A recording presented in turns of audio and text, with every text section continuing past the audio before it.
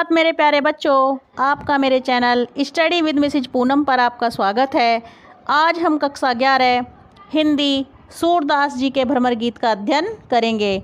और बेटा जैसे जैसे आपको समझ में आता रहे वैसे वैसे लाइक, शेयर, कमेंट और सब्सक्राइब करना ना भूलें। और यदि आप मेरे चैनल पर नए हैं तो प्लीज़ मेरे चैनल को सब्सक्राइब करें। चलिए तो बिना देरी किए हम इसे शुरू करते हैं।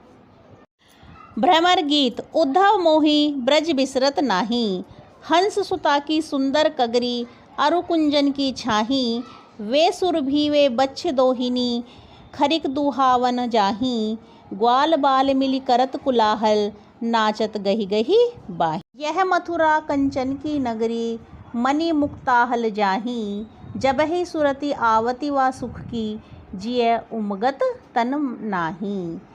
अनगन भांति करी बहुलीला, जसोदा नंद निबाही, सूरदास प्रभु रहे मौन हवे, यह कही कही पछताही। बेटा अब हम इसका संदर्भ कैसे लिखेंगे, ध्यान से सुनिएगा। प्रस्तुत पद्यांश हमारी पाठ्य पुस्तक हिंदी में संकलित भ्रमर गीत शीर्षक से उद्धृत है। इसके रचयिता महाकवि सूरदास जी हैं। एक बार ध्यान से सुने। प्रस्तुत पद्यांश हमारी पाठ्य पुस्तक हिंदी में संकलित भ्रमर गीत शीर्षक से उद्धृत है। इसके रचयिता महाकवि सूरदास जी हैं। और बेटा इसका प्रसंग कैसे लिखेंगे, प्रसंग लिखना है। प्रस्तुत पद्यांश में महाकवि सूरदास जी ने ब्रज भूमि तथा ब्रजवासियों से बिछड़ने व प्रभु श्री कृष्ण जी को किस प्रकार से उनकी याद आती है, जिसके कारण वे अत्यंत दुखी हो जाते हैं, इस बात का बहुत ही सुंदर और मार्मिक वर्णन किया गया है। एक बार दोबारा ध्यान से सुने। प्रस्तुत पद्यांश में महाकवि सूरदास जी ने ब्रज भूमि तथा ब्रजवासियों से बिछुड़ने पर प्रभु श्री कृष्ण जी को किस प्रकार से उनकी याद आती है, जिसके कारण वे अत्यंत दुखी हो जाते हैं, इसी बात का बहुत ही सुंदर और मार्मिक वर्णन किया गया है। चलिए बेटा अब हम इसकी व्याख्या करते हैं।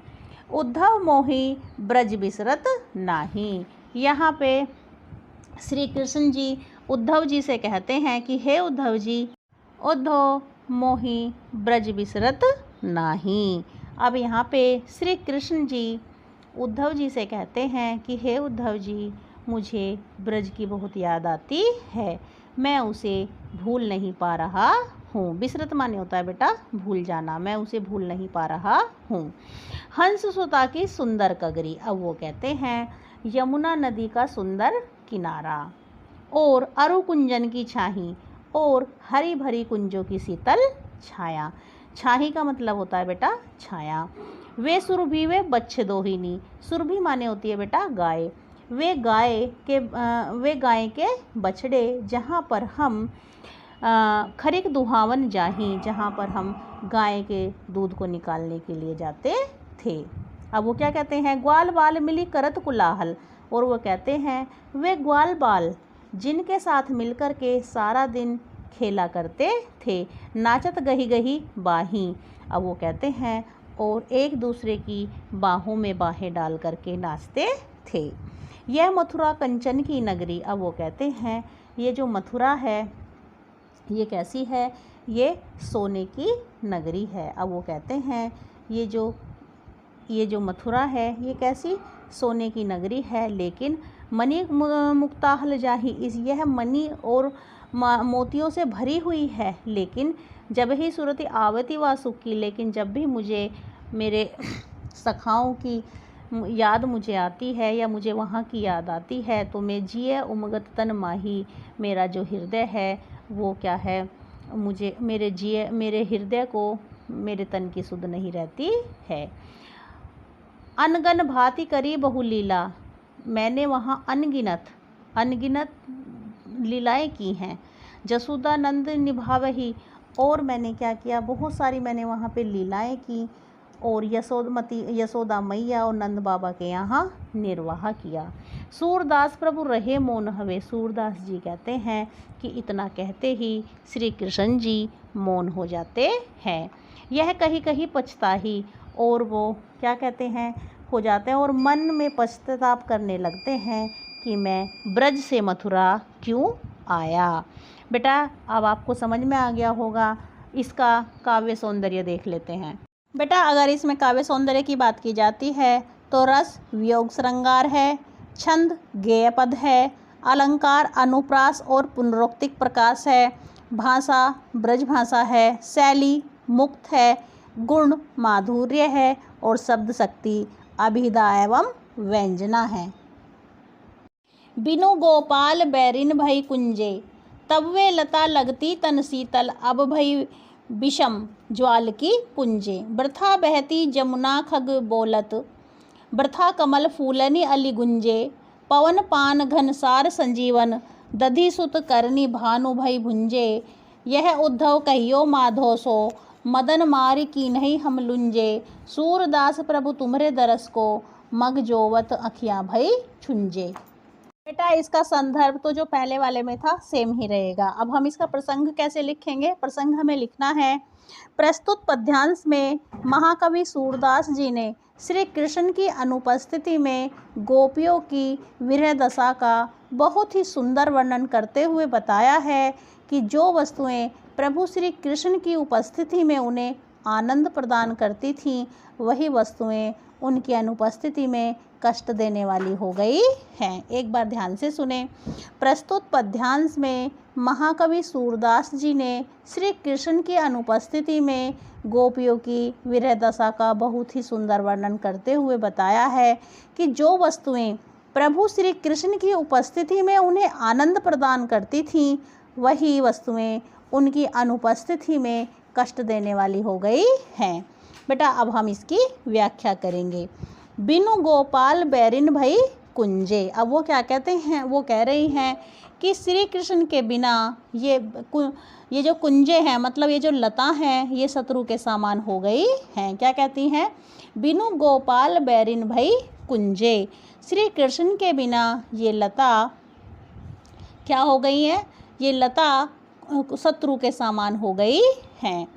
तब वे लता लगती तन शीतल, जब श्री कृष्ण जी हमारे पास थे या हमारे साथ थे, तब ये लताएं हमें कैसी लगती थी, हमारे शरीर को, तन माने होता है बेटा शरीर, हमारे शरीर को शीतलता प्रदान करती थी। लेकिन अब भई विषम ज्वाल की पुंजे, लेकिन अब जब वो हमारे पास नहीं है, तब ये जितनी भी मतलब लताएं हैं, अब हमें विशाल ज्वाला के समान जलाए जा रही हैं। ये हमें विशाल ज्वाला की जो लपटें होती हैं ना, उसके समान प्रतीत हो रही हैं। वृथा बहती जमुना खग बोलत, अब वो कहते हैं श्री कृष्ण के बिना ऐसा लगता है जैसे वृथा माने होती है व्यर्थ, ये जमुना जो है ये व्यर्थ ही बह रही है। खग बोलत, और ये जो पक्षी हैं, खग माने होता है बेटा पक्षी, और ये पक्षी व्यर्थ में ही बोल रहे हैं। वृथा कमल फूलनी अली गुंजे, वो कहते हैं ये कमल जो हैं व्यर्थ में ही खिल रहे हैं और फूल रहे हैं। अली गुंजे, अली माने होता है भंवरा, और ये भंवरे फूलों पर व्यर्थ में ही गुंजार कर रहे हैं। पवन पान घनसार संजीवन, अब वो कहते हैं पवन माने होती है बेटा हवा, पान माने होता है पानी, अब वो कहते हैं हवा, पानी, कपूर और बादल, ठीक है, बादल और चंद्रमा की शीतल करने वाली जो चीज़ें थीं, वो हमें श्री कृष्ण की अनुपस्थिति में वो कैसी लग रही हैं। पहले हमें क्या थी, पवन, पानी, बादल और चंद्रमा, इनसे हमें क्या मिलती थी, शीतलता मिलती थी, हमें महसूस होता था, मतलब हमें बहुत ही सुखदायी लगती थी। लेकिन अब उनकी अनुपस्थिति में दधि सुत करनी भानु भई भुंजे, अब वो कहती हैं लेकिन उनकी अनुपस्थिति में, श्री कृष्ण की अनुपस्थिति में सूर्य के समान जलाने वाली अब हमें ये सारी चीज़ें लगती हैं। भानु माने होता है सूर्य। यह उद्धव कहियो माधोसो, अब वो कहती हैं, आगे वो कह रही हैं, गोपियाँ कह रही हैं किससे, उद्धव जी से, कि हे उद्धव जी तुम श्री कृष्ण जी से जाकर के कहना, क्या कह देना, कि उनकी अनुपस्थिति में, ठीक है, कामदेव ने क्या है, मदन मारी, मदन किसको कहा गया है, यहाँ पे मदन कहा गया है कामदेव जी को, मदन मारी कीने हम लुंजे, उनकी अनुपस्थिति में कामदेव ने मार मार कर हम लोगों को लुंजा कर दिया है। सूरदास प्रभु तुम्हारे दरस को, अब सूरदास जी कहते हैं, गोपियाँ कह रही हैं कि हे प्रभु तुम्हारे दर्शन के लिए हम तुम्हारा मग जोवत अखियाँ भई छुंजे, हम तुम्हारा रास्ता देखते देखते हमारी आँखियाँ कमज़ोर हो गई हैं। बेटा समझ में आया होगा। अब देखिए हम इसका काव्य सौंदर्य लिखते हैं। काव्य सौंदर्य हमें कैसे लिखना है? इसका काव्य सौंदर्य होगा, रस इसमें वियोग श्रृंगार है। रस इसमें कैसा है? वियोग श्रृंगार है, क्योंकि गोपियाँ जो है श्री कृष्ण से अलग हैं, तो क्लियर सी बात है कि वियोग श्रृंगार ही होगा। छंद गेय पद है, अलंकार अतिशोक्ति उपमा और अनुप्रास है, भाषा ब्रज भाषा है, शैली मुक्त है, गुण माधुर्य है और शब्द शक्ति अभिधा है।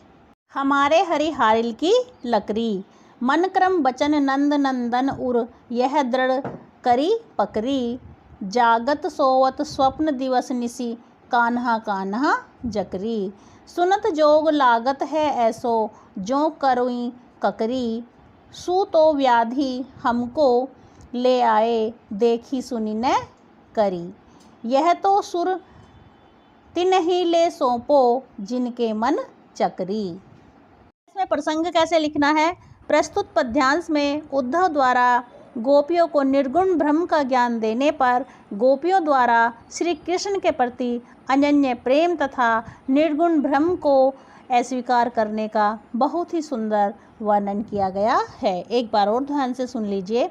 प्रस्तुत पद्यांश में उद्धव द्वारा गोपियों को निर्गुण ब्रह्म का ज्ञान देने पर गोपियों द्वारा श्री कृष्ण के प्रति अनन्य प्रेम तथा निर्गुण ब्रह्म को अस्वीकार करने का बहुत ही सुंदर वर्णन किया गया है। चलिए बेटा अब हम इसकी व्याख्या करते हैं। हमारे हरिहारिल की लकड़ी।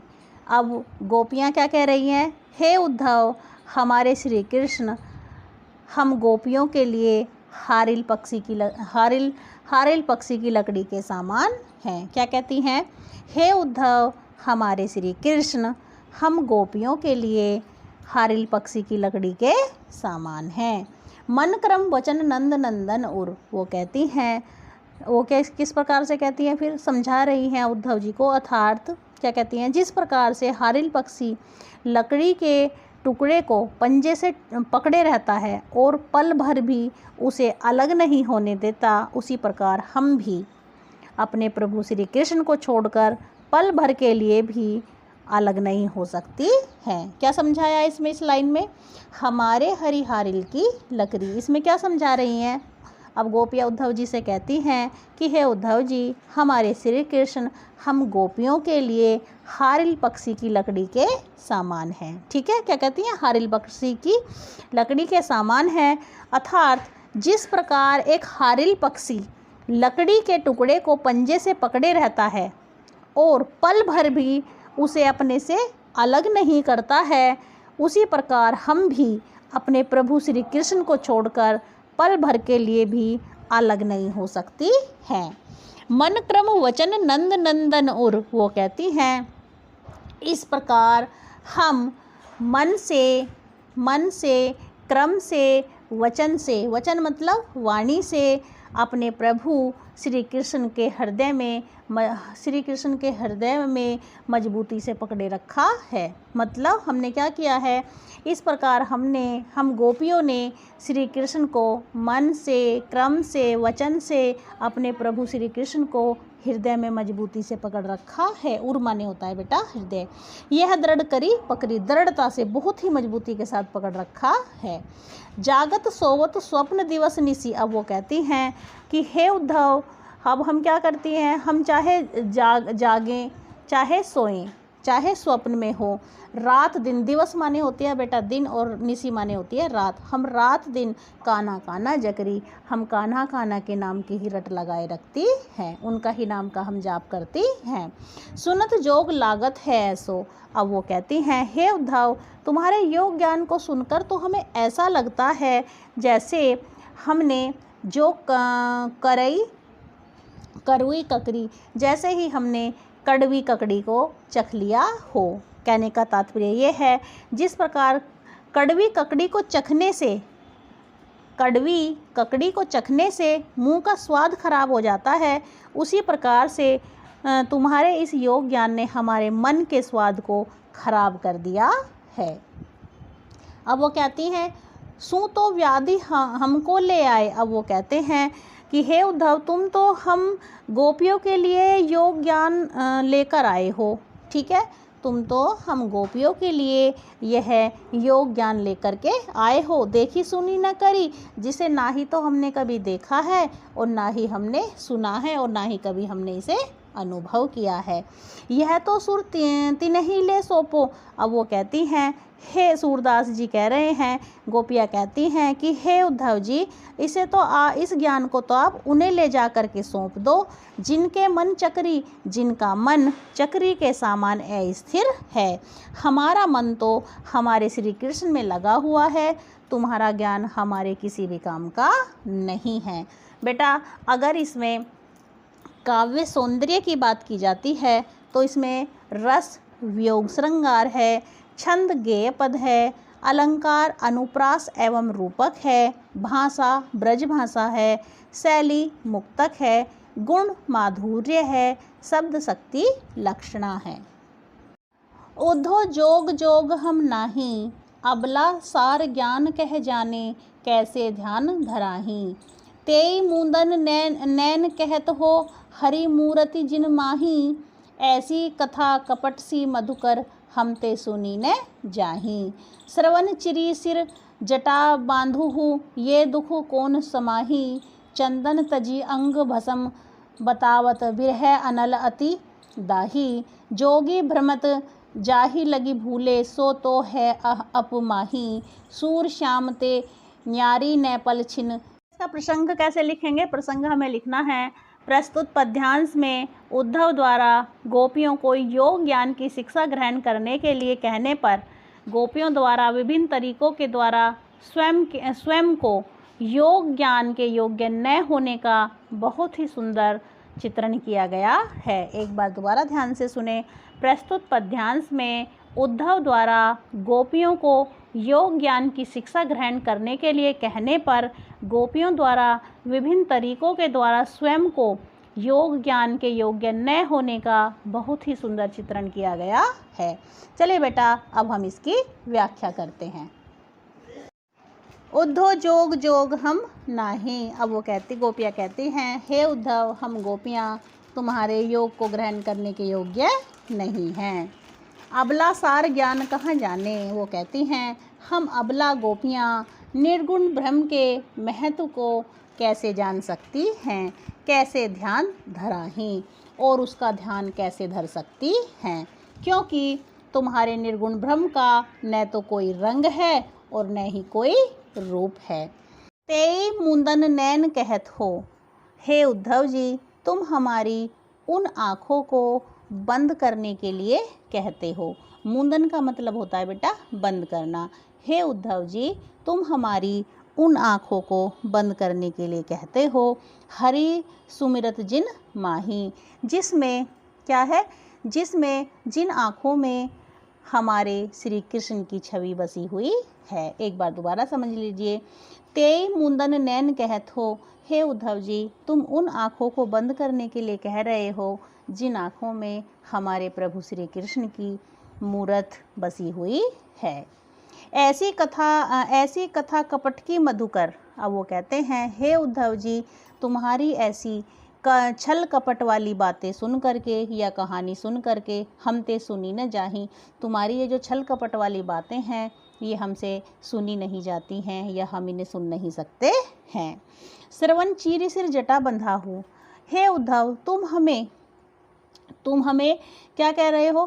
कान चीर कर सिर पे जटा धारण करने के लिए कह रहे हो। ये दुख कौन समाही, ये दुख हमसे नहीं सहा जाता है। कहने का तात्पर्य ये है, यह दुख कोई और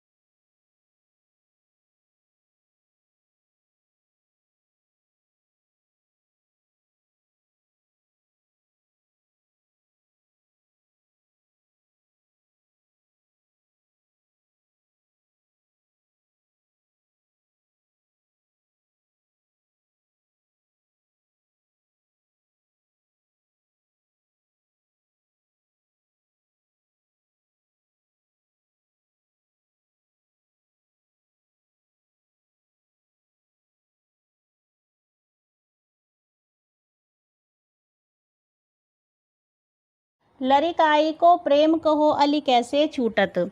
कहाँ कहो ब्रजनाथ चरित अंतर्गति लूटत। वह चितवनी वह चाल मनोहर वह मुस्कानी मंद धुनी गावनी। नटवर भेष नंद नंदन को वह विनोद वह बनते आवनी। चरण कमल सो सोही करित हो यह संदेश मोहि बिसर सम लागत। सूरदास पल मोहि न बिसरती मोहन मूर्ति सोवत जागत। प्रसंग कैसे लिखेंगे? प्रसंग लिखना है हमें। प्रस्तुत पद्यांश में गोपियाँ उद्धव से कहती हैं कि हे उद्धव जी, श्री कृष्ण के प्रति हमारा प्रेम बचपन से ही है, हम इसे कभी भी छोड़ नहीं सकती हैं। एक बार दोबारा ध्यान दीजिए बच्चों। प्रस्तुत पद में गोपियाँ उद्धव से कहती हैं कि हे उद्धव, श्री कृष्ण के प्रति हमारा प्रेम बचपन से ही है, हम इसे कभी भी छोड़ नहीं सकती हैं। अब इसकी बेटा व्याख्या करेंगे। व्याख्या कैसे करनी है? लरिकाई को प्रेम कहो अली कैसे छूटत। अब कहती हैं हे उद्धव, तुम ही बताओ बचपन के प्रेम को कैसे छोड़ा जा सकता है। हम गोपियाँ उस प्रेम को नहीं छोड़ सकती हैं। कहाँ कहो ब्रजनाथ चरित। अब वो कहती हैं हे श्री कृष्ण, हे उद्धव जी, हम श्री कृष्ण के चरित्र के बारे में तुमसे क्या कहें, उनके चरित्र के बारे में और तुम्हें क्या बताएं। अंतर्गति लूटत। अब वो कहते हैं वह तो हमारे हृदय के अंदर प्रतिक्षण आनंदित हमें करते रहते हैं। वह तो हमारे हृदय के अंदर हमें प्रतिक्षण आनंदित करते रहते हैं। वह चितवन वह चाल मनोहर। वो कहते हैं वह श्री कृष्ण की तिरछी बोहें, वह उनकी कैसी, उनकी तिरछी बोहें, वह मनोहर चाल, वह मुस्कानी मंद धुनी गावनी, और उनका मुस्कुराना और मंद मंद ध्वनि में गाना। वह लीला, क्या कहते हैं, नटवर भेष नंद नंदन को वह विनोद वह बनते आवनी। अब क्या कहते हैं, यहाँ से कहती हैं कि उनकी मंद मंद उनका गाना, वह लीलाकारी भेष, वह हंसी मजाक, वह जंगल से लौटते हुए उनकी मनमोहक छटा कुछ भी भुलाई नहीं जाती है। चरण कमल की सोह करत हो। वह कहती हैं ओहे उद्धव जी, हम गोपियाँ प्रभु श्री कृष्ण के चरण कमलों की कसम खा करके कहती हैं। सोह माने होती है बेटा कसम या सौगंध। कसम खा करके कहती हैं कि यह संदेश मुहि बिस सम लागत।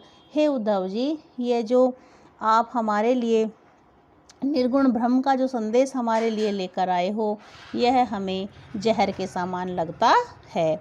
सूरदास पल मोहि न बिसरती। अब वो कहती हैं हे सूरदास जी, गोपियाँ कहती हैं कि हमें श्री कृष्ण की मूरत सोते जागते क्षण प्रति क्षण कहती हैं, क्या कहती हैं, सूरदास पल मोहि न बिसरती मोहिनी मूरत सोवत जागत। अब वो कहती हैं, सूरदास जी कहते हैं, गोपियाँ कहती हैं कि हमें श्री कृष्ण की मूरत सोते जागते क्षण भर के लिए भी नहीं भूलती हैं। हम उन्हें, कहने का तात्पर्य है, हम उन्हें क्षण भर के लिए भी नहीं भूलती हैं, फिर उन्हें हम हमेशा के लिए कैसे भूल जाएं। ये जो आप हमें कह रहे हो कि कान्हा को भूल जाओ, हम उन्हें हमेशा के लिए कैसे भूल सकती हैं।